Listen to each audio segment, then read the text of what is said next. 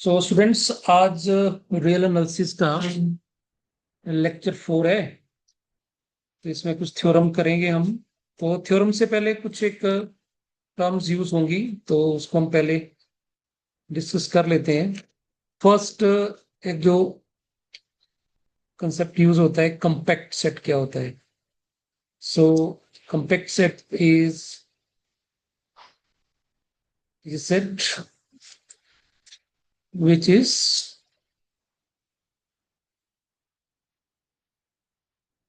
उसके लिए open cover चाहिए होता है ना। तो सबसे पहले ओपन कवर की बात करें तो हमारे पास,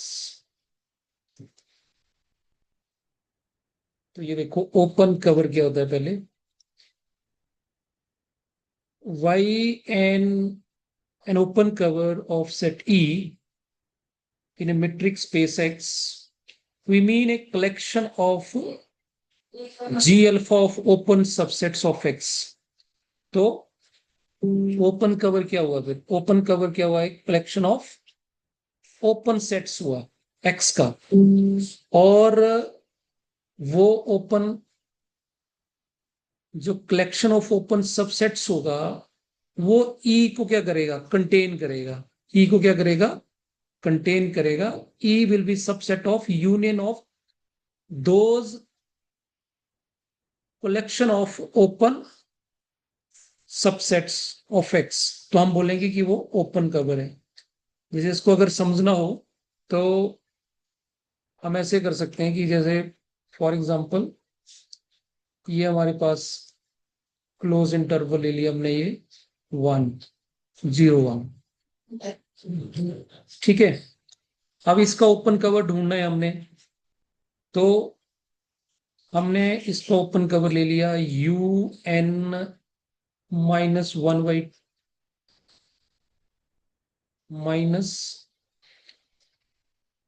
1+1/n, और n जो होगा वो नेचुरल नंबर होगा। तो स्टूडेंट आप देख पा रहे होंगे कि ये जो ओपन इंटरवल है, ओपन सेट भी बन जाएगा ये, है ना। इसको ओपन सेट भी बोल सकते हैं। तो अब ये अलग एक टॉपिक हो सकता है कि व्हाट इज ओपन सेट। तो उसमें आपने थोड़ा सा उसको सर्च करना। ओपन सेट में हर एलिमेंट का जो नेबरहुड होगी वो उसी में कंटेन होनी चाहिए। तो ये आपने इसको चेक कर लेना। तो ये जो कलेक्शन ऑफ ओपन इंटरवल्स है, जैसे अगर n की वैल्यू 1 पुट करेंगे तो यहां बनेगा -1 से लेके 2। ये U1 हो गया, फिर U2 U3 लाइक दिस। ये जितनी भी कलेक्शन होगी आप देखेंगे, इस इंटरवल का हर पॉइंट जो है वो इनमें कंटेन्ड होगा। 0 से लेके 1 तक सारे के सारे इसके अंदर होने वाले। तो हम यहां पे ले सकते हैं कि this close interval 0 to 1 is subset of union of UN। ठीक है, I hope now you understand what this mean, कि ई के लिए ओपन कवर कैसे बनेगा। कुछ ओपन इंटरवल्स होंगे या ओपन सबसेट्स होंगे, उसका यूनियन जो होगा वो ई के सभी एलिमेंट को या ई को कंटेन करेगा। और इसको अगर हम थोड़ा सा ज्योमेट्रिकली करना हो, तो जैसे मान लो ये हमारे पास ई है और ये ओपन सेट्स पड़े हैं, ये हमारे पास ओपन सेट है, ठीक है। और ये हमने यहाँ पे, ये हमने ई ले लिया, ये ई है, ठीक। तो क्या इस ई को ये सारे ओपन सेट कवर कर रहे हैं ना? ये वाला ई का पार्ट इस इसके अंदर है, इस ओपन सेट के पास है, कुछ पार्ट इस इन दोनों के कॉमन में है, कुछ यहाँ पे है। तो इट मीन्स दैट ई जो हो रहा है वो सारा इसके अंदर कंटेन हो रहा है। ये जो कलेक्शन ऑफ कितने बनाए मैंने, 1 2 3 4, ये 4 छोटे जो सर्कल बनाए इसके अंदर ये कंटेन कर रहा है। So that mean that this 4 जो ये सर्कल्स हैं ये ओपन कवर का काम करेंगे ई के लिए। Got it? So this is all about open cover. अब कंपैक्ट सेट क्या होता है? तो कंपैक्ट में क्या होता है कि a subset K of a metric space X is said to be is said to be compact if every open cover of K contains a finite subcover। तो हमारे पास जो ये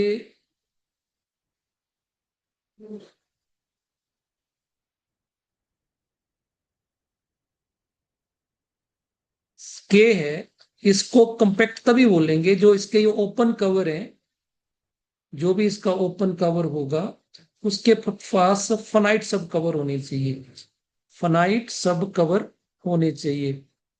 जैसे फॉर एग्जांपल मैं अगर बताऊं आपको कि इसका मैं आपको इंटरव्यू बताता हूँ कि हमारे पास अम,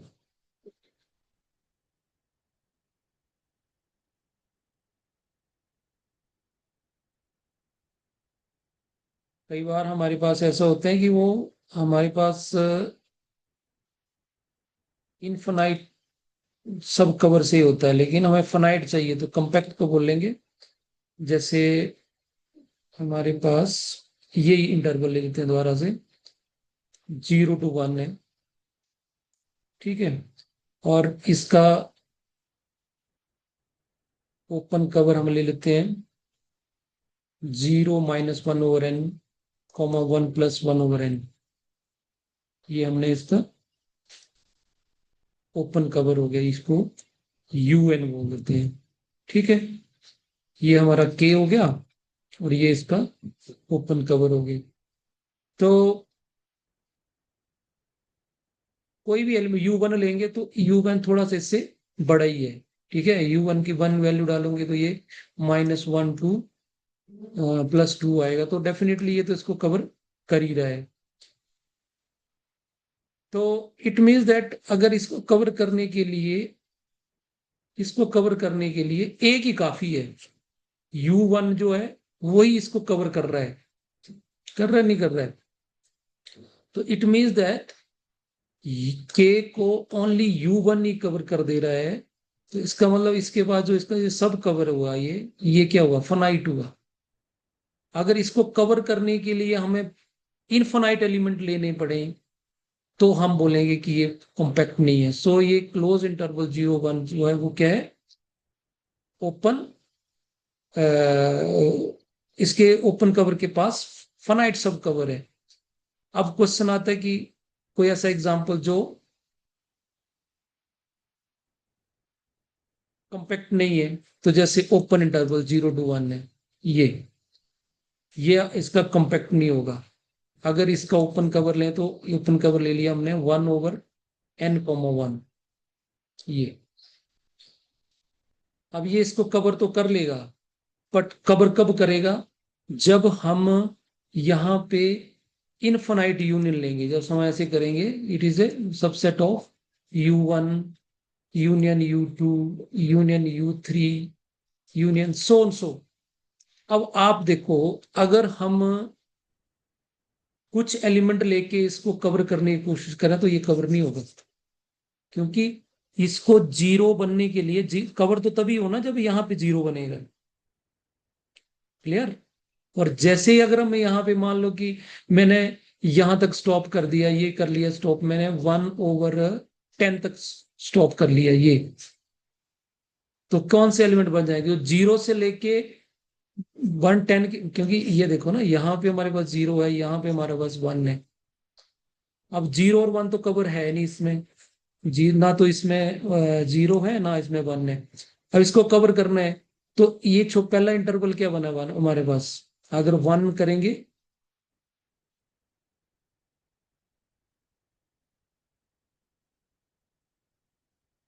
एन की वैल्यू 1 पुट करेंगे तो एक ही एलिमेंट आया, 1 नहीं आया। 1 2 पुट करेंगे, U2 कितना आएगा, ये तो 1 नहीं बना, U2 क्या बना, 1/2, 1। तो ये यहां से लेके यहां तक हुआ। U3 क्या बनेगा, 1.3, 1, वो यहां तक आ जाएगा।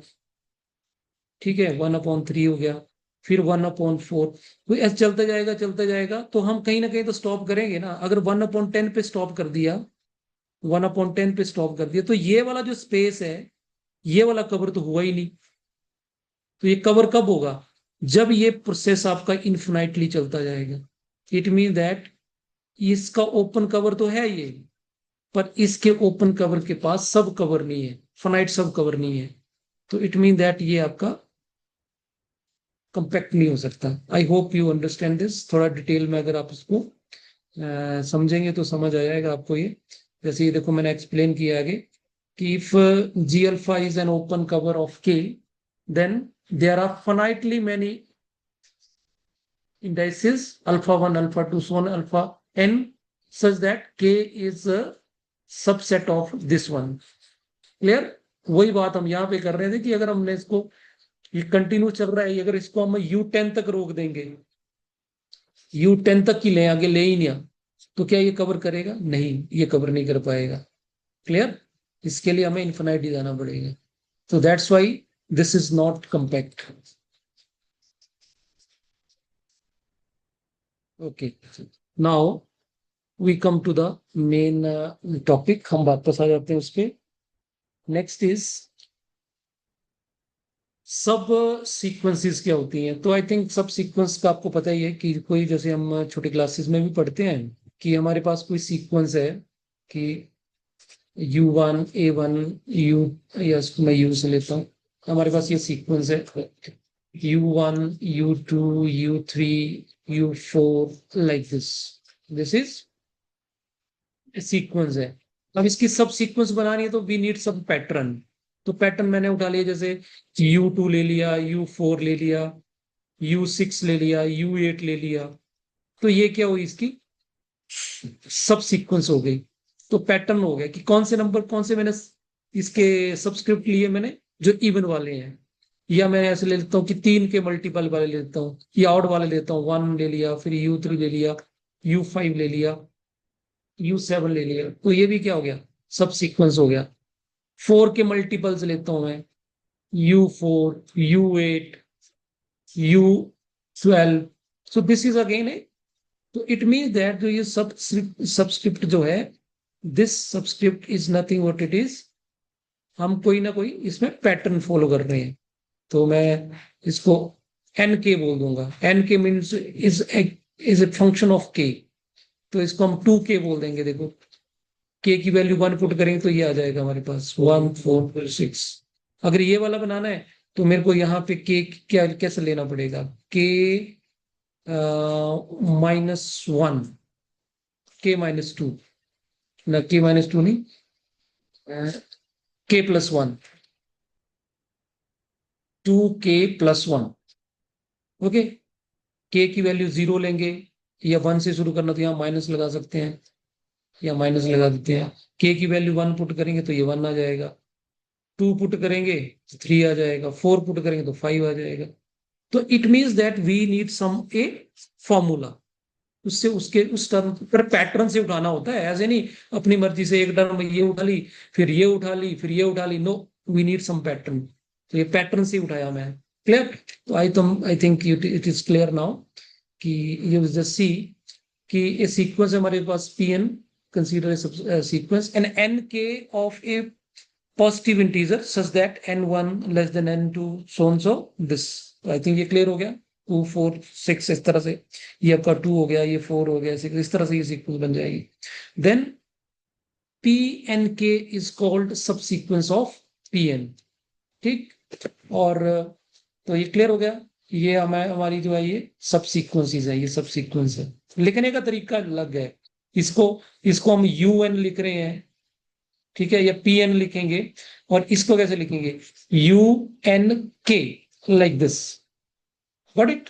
तो यहां पे हम क्या कर लिख रहे हैं, P N K, या समटाइम PNI भी लिख सकते हैं। ये इसका मतलब आपको बता दिया कि एन आई जो होगा, it's nothing but it is a function of I. या ऐसे हो सकता है, या 2i+1 हो सकता है, या 2i+4 हो सकता है, लाइक दिस। ओके। अच्छा, नेक्स्ट एक चीज और लिखी है, देखो यहाँ पे नोट करने वाली है कि इफ दिस सब सीक्वेंस कन्वर्जेस, अगर ये कन्वर्ज कर रही है, इट्स पॉइंट इज कॉल्ड सब सीक्वेंसल लिमिट ऑफ पीएन। जिस पॉइंट को सब सीक्वेंस कन्वर्ज करती है उस पॉइंट को हम क्या बोलते हैं? लिमिट पॉइंट नहीं बोलते, क्या बोलते हैं? सब सीक्वेंसल लिमिट पॉइंट। क्लियर? तो जैसे मैं आपको एक एग्जांपल बताता हूं, जैसे ये देखिए, ये हमारी बस सीक्वेंस है, -1 raised to power n। ठीक है, तो -1 +1 -1 +1 ये है। अब ये सीक्वेंस तो हमारी कन्वर्ज नहीं कर रही है, कन्वर्ज नहीं करती, ऑसिलेट करती है। लेकिन अगर इसकी हम इवन टर्म्स उठाएं, इवन क्या? 1, फिर 4, ये second term, fourth term, like this, तो ये सीक्वेंस कन्वर्ज कर गई किसको? 1 को। दूसरा, अगर इसकी और टर्म्स लें हम, ये एग्जाम्पल बड़ा अच्छा समझने के लिए, तो यहाँ पे क्या हुआ? इसकी सब सीक्वेंस कन्वर्ज कर गई, दो सब सीक्वेंसेस की दोनों कन्वर्ज कर रही है। तो ये 1 और -1 जो है वो इनको क्या बोलेंगे? Subsequential point. Got it? ये क्लियर हो गया? अच्छा, तीसरी चीज क्या बोली है? If it is clear that sequence P N converges to P if only if every subsequential every subsequence of pn converges to p। अब देखिए, बड़ी इंपॉर्टेंट चीज है कि अगर कोई सीक्वेंस कन्वर्ज कर रही है तो उसकी जो सब सीक्वेंसेस होंगी ना, वो भी उसी पॉइंट को कन्वर्ज करनी चाहिए, अलग अलग नहीं हो सकता। जैसे ये वाली सीक्वेंस का एक सीक्वेंस है 1 को कर रही है, दूसरी आपकी -1 को कर रही है, तो ये सीक्वेंस कभी भी कन्वर्ज नहीं करेगी। कन्वर्ज वो तभी करेगी जब उसका लिमिट पॉइंट सेम हो। इसके लिए मैं एग्जांपल और दे सकता हूं आपको, जैसे ये सीक्वेंस है 1/n। अब ये पता है हमें 0 को कन्वर्ज कर रहा है, करता है, तो इसका क्या है? 1, 1/2, 1/3, 1/4। ठीक, इसकी सब सीक्वेंस ले लेते हैं, ऑड वाले लेते हैं, 1, 1/3, 1/5, 1/7। ये इसकी सब सीक्वेंस है, ये भी 0 को कन्वर्ज करती है। ऑड वाले ले, इवन वाले ले लो, 1, 1/2, 1/4, लाइक दिस, ये भी 0 को कन्वर्ज करेगी। तो ये अगर ओरिजिनल 0 को कन्वर्ज कर रही है तो इसकी सब सीक्वेंस भी 0 को कन्वर्ज करेंगी। इससे ये कंक्लूड होता है कि अगर किसी सीक्वेंस की सब सीक्वेंशियल लिमिट्स अलग अलग हैं, दो एक से ज्यादा है, तो वो कभी कन्वर्ज नहीं करेगी। ठीक है, सब सीक्वेंस अगर अलग अलग को कन्वर्ज कर रही है तो वो सीक्वेंस कन्वर्जेंट कभी नहीं हो सकती। जैसे एग्जांपल हो गया ना -1 वाला, ये आपका एक एक आपकी 1 को कर रही है कन्वर्ज और एक -1 को, तो ओरिजिनल कन्वर्ज कभी करेगी नहीं, तो ये कन्वर्ज करती नहीं। Clear? Okay, now come to the theorem. Now इस थ्योरम में देखिए कि if a sequence P N is a sequence in a compact metric space X, तो अब कॉम्पैक्ट आपको समझ आ गया, अभी कॉम्पैक्ट मेट्रिक स्पेस होता क्या है? किसके पास इसका ओपन कवर होगा और उस ओपन कवर के पास फिनाइट सब कवर होंगे एक्स का।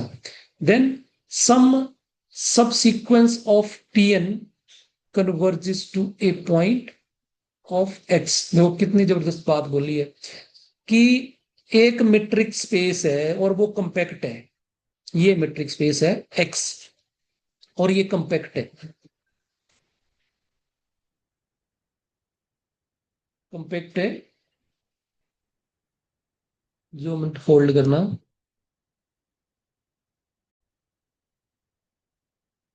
ओके, सो ठीक है, ये क्या बोला कि एक आपके पास मेट्रिक स्पेस है जो कंपैक्ट है और इसके अंदर एक सीक्वेंस है कोई understand that number, we have numbers, और ये सीक्वेंस है। अब इस सीक्वेंस, हमें नहीं पता ये सीक्वेंस कन्वर्जेंट है कि नहीं है। ओके, हमें नहीं पता ये सीक्वेंस कन्वर्जेंट है कि नहीं है, पर ये क्या बोल रहा है कि इसकी जो सब सीक्वेंस होगी वो पक्का कन्वर्जेंट होगी।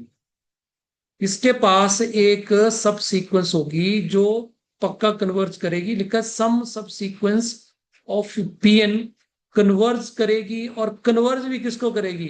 इस एक्स के किसी पॉइंट को कन्वर्ज करेगी। क्लियर?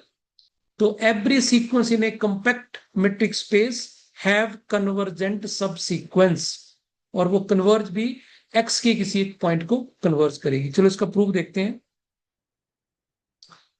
तो लेट ई मैंने मान लिया range of P N A. तो दो पॉसिबिलिटीज हो सकती है स्टूडेंट, कि रेंज या तो फाइनाइट है या इनफाइनाइट है। तो पहला ले लिया हमने कि ई इज फाइनाइट। अब सीक्वेंस की टर्म्स तो स्टूडेंट्स इनफाइनाइट होती है ना, P1 P2 सो चलती जाएगी, कभी रुकेगी नहीं ये सीक्वेंस। और हम बोल रहे हैं कि ये टर्में जो है, टर्मों की जो कलेक्शन होती है उसको हम क्या बोलते हैं? रेंज बोलते हैं। और रेंज जो है वो क्या है? फाइनाइट है। उसमें 10 एलिमेंट है या 12 एलिमेंट है, लेकिन सीक्वेंस के पास टर्म तो इनफाइनाइट होती है। तो कैसे हो सकता है ये? इसका मतलब ये है कि सीक्वेंस की टर्म्स कुछ पॉइंट के बाद क्या हुआ? रुक गई, रिपीट होना शुरू हो गई। वो सीक्वेंस की टर्म है जो है वो आगे सेम ही होना शुरू हो गई। तभी हो सकता है, अदरवाइज हो ही नहीं सकता। हो सकता है इसके आगे जितनी भी टर्म्स की, उन सभी की वैल्यू जो भी 1 1 1 1 1 1 आना शुरू शुरू हो गया, या 2 2 2 2 बन गया, या जिस नंबर को भी उसने कन्वर्ज करना वहां भी रुकना शुरू डेफिनेटली। अदरवाइज तो रेंज इसकी कभी फाइनाइट हो ही नहीं सकती। Got it? तो आगे क्या लिखा? Then there is a point P, एक पॉइंट पी होगा, ई के अंदर ही होगा, and a sequence N I with N one less than this N. ये जो आपका एन वन छोटा एन टू, ये मैंने क्लियर कर दिया, 2 2 4 6 कुछ इस तरह का ये पैटर्न होगा। और P N one equal to P N two equal to so is equal to P. ये वही बात आ गई कि P N one P N two P N सारे जो होंगे वो किसी एक नंबर के इक्वल होना शुरू हो जाएंगे, तभी वो आपकी जो रेंज है वो फाइनाइट होगी, अदरवाइज तो वो चलती रहेगी। क्लियर? तो ये सारे किसके बराबर हो गए? पी के बराबर हो गए। इसका मतलब ये जो नंबर एक सब सीक्वेंस बनाएंगे वो कन्वर्जेंट हो गई, और वो किसको कन्वर्ज करी? पी को कन्वर्ज करी। क्लियर हुई बात? तो ये जो सीक्वेंस बनी वो कन्वर्जेंट हो गई। तो हमें सब सीक्वेंस चाहिए थी, वो हो गई कन्वर्जेंट। आई थिंक ये क्लियर हो गया होगा आपको। अब दूसरी केस लेते हैं कि ई आपका क्या है? इनफाइनाइट है। अब ई में आपकी टर्में चलती जाएंगी कहीं भी, वो इनफाइनाइट टर्म्स हैं। क्लियर? अब इसको प्रूव करने के लिए थोड़ा सा थ्योरम में और बीच में प्रूव करनी पड़ेगी। तो वो थ्योरम क्या है? If E is infinite subset of a compact set K, E जो है एक इनफाइनाइट सबसेट है कंपैक्ट का, then E has a limit point. अगर ई आपका इनफाइनाइट है और वो सबसेट है कंपैक्ट के अंदर ही है, ये कंपैक्ट है एक्स और ई उसके अंदर है, ठीक है, और इसमें भी इनफाइनाइट नंबर है। क्लियर? तो ई के पास एक लिमिट पॉइंट पक्का होगा। तो इसका प्रूफ करते हैं पहले। तो पहला मान लिया कि if no limit point of K where a limit point of E. Clear? if no point of k were a limit point of e, हमने मान लिया कि इसका कोई लिमिट पॉइंट नहीं है। ठीक? देन क्या होगा? अगर लिमिट पॉइंट नहीं है, देन ईच के के अंदर जो ई क्यू है,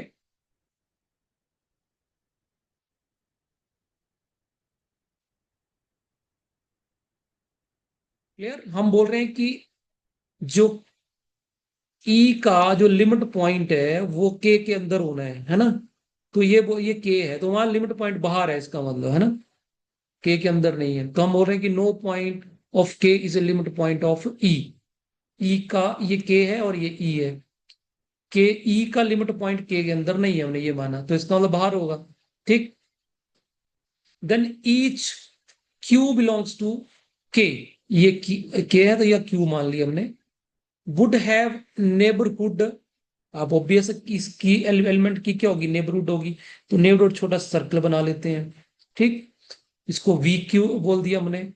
विच contains at most at most one point of E, E का कम से कम एक पॉइंट होगा ही होगा, ठीक। और वो कौन सा होगा? वो क्यू ही होगा, और तो कोई नहीं हो सकता।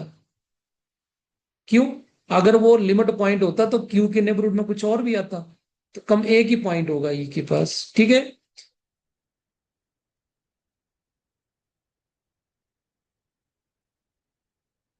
तो it is clear that no finite सब collection of V K can cover E, and the same is true for true of K. इसका मतलब है कि अब इसके अंदर कोई एलिमेंट ही नहीं है, ज्यादा एलिमेंट ही नहीं है, इसके बाद खुद दिए कि क्यू ही है, तो ये कैसे ई को कवर करेगा? इसको सब कवर कैसे बनेगा? क्लियर? तो इट मीन्स दैट के जो है वो इसको, क्यू का जो नेबरहुड है वो ई का, ई के एलिमेंट को ज्यादा कंटेन ही नहीं कर रहा है, एक ही एलिमेंट कंटेन कर रहा है इनफैक्ट क्यू। उसी तरह से क्यू, Q1 Q2 हम डिफरेंट पॉइंट्स लेते जाएंगे तो वो उसको कवर नहीं करेगा, ठीक। तो it is clear that no finite sub collection of neighbourhood of V Q can cover E, and the same is true of K. तो इट मीन दैट के भी क्या करेगा? इसको कवर नहीं करेगा, लेकिन ई तो कवर कर ही रहा है, के कवर हो ही रहा है के अंदर, since E is subset of के। सो ये तो कंट्राडिक्शन हो गई। हम ऊपर बोल रहे हैं कि ई जो ई को के कवर नहीं कर रहा है, और नीचे ई तो है ही सबसेट के का। तो इसका मतलब क्या गलत माना? ऊपर हमने माना था के पास ई का कोई लिमिट पॉइंट ही नहीं है, तो it this is contradiction, clear. तो इसका मतलब हो गया E has a limit point in K अंदर पक्का ई का लिमिट पॉइंट होगा ही होगा। तो हम अपनी थ्योरम पे आ जाते हैं। सिंस ई इज इनफाइनाइट था, सो वाई अबव थ्योरम, ई इनफाइनाइट है और ई आपका कंपैक्ट स्पेस के अंदर होगा, है ना। एक्स हमारा कंपैक्ट है, तो E has a limit point P in X, clear by above theorem. पक्का अगर ई इनफाइनाइट है तो ई का लिमिट पॉइंट एक्स के अंदर पक्का होगा, ठीक।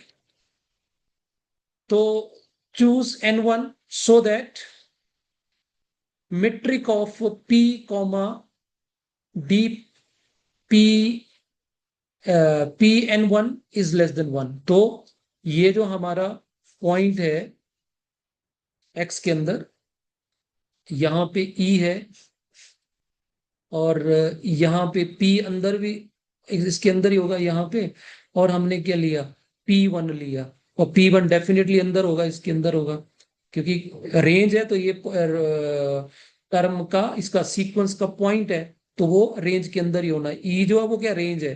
तो इन दोनों के बीच में जो डिफरेंस है, that difference is that difference is less than 1, clear.